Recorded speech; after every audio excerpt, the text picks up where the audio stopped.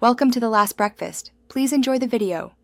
In this video, I will explain how to use calcium pea syrup for birds. Calcium pea syrup is a fantastic way to support your feathered friend's health.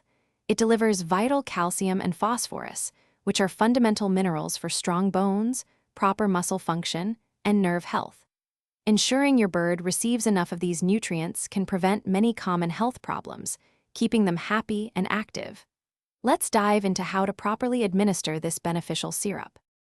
Administering calcium pea syrup is straightforward. The most common method is to mix it into your bird's drinking water.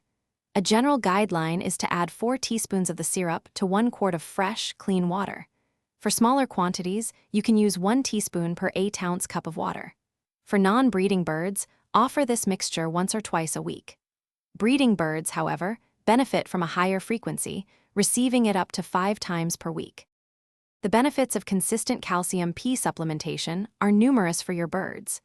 This syrup is crucial for developing and maintaining strong bones, which is especially important for growing chicks. For laying hens, it significantly improves eggshell quality, helping to prevent soft-shelled eggs and the dangerous condition of egg binding.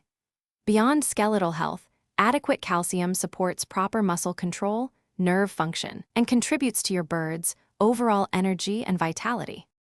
For safe and effective use, remember a few key tips.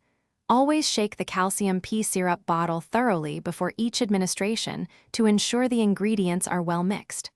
Proper storage is also important. Keep the bottle in a cool, dry place, away from direct sunlight, to maintain its potency. While these are general guidelines, it is always best to consult with an avian veterinarian for specific dosage recommendations tailored to your bird's individual needs, particularly if they are unwell or have unique dietary requirements. Thanks for watching. If this was helpful, leave a like and consider subscribing. See you next time.